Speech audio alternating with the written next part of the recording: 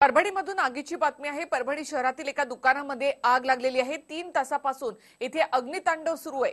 जिंतूर रोडवरील फर्निचरच्या दुकानाला ही भीषण आग लागली आहे। या दुकानाच्या बाजूला पोले हॉस्पिटल आहे। या आगीची गंभीरता बघून अनेक रुग्णालयातील रुग्णांना जे आहे ते आता बाहेर काढण्यात आलेलं आहे। आगीचं कारण समजू शकलं नाही, मात्र फर्निचरच्या दुकानाला ही मोठी आग लागली आहे। लाकडी सामान असल्यामुळे आग मोठ्या प्रमाणामध्ये पसरली आहे। आगीचं तांडव या ठिकाणी पाहायला मिळतं। त्याच्या बाजूलाच एक हॉस्पिटल आहे।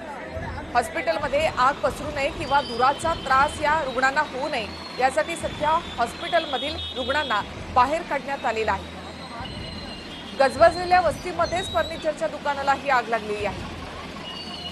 अधिक माहिती आपण घेऊयात आमचे प्रतिनिधी सलीम शेख यांच्याकडून। सलीम, किती मोठी आग आहे? आग विझवण्यात यश आलंय का? निखिला मॅडम, निखिला जी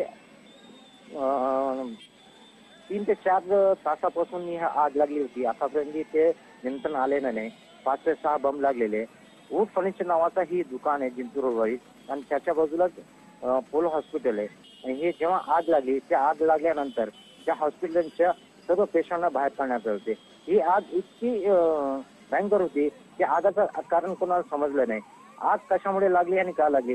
टोटल लाकडाचे ते फर्निचर असल्यामुळे ही लाग इतकी भीषण होती की जवळपास 15 किलोमीटर ती आगीची धूर दिसत होती। निखिला, नक्की सलीम, दृश्य आपण पाहतो या ठिकाणी। सलीम, त्याचबरोबर बाजूला एक हॉस्पिटल आहे। हॉस्पिटलमध्ये देखील आग पसरण्याची भीती आहे किंवा धुराचा त्रास रुग्णांना होऊ शकतो, त्यामुळे रुग्णांना देखील बाहेर काढण्यात आले।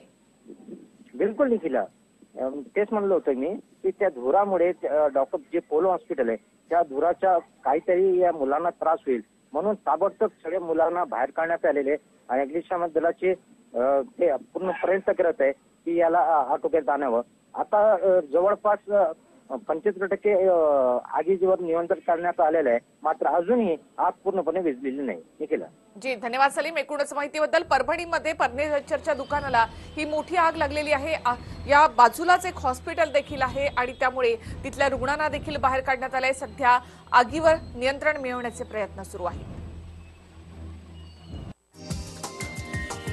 हा व्हिडिओ तुम्हाला आवडला असेल तर असे आणखी व्हिडिओ पाहण्यासाठी TV9चं YouTube चॅनल सबस्क्राईब करा, बेल बटण दाबा।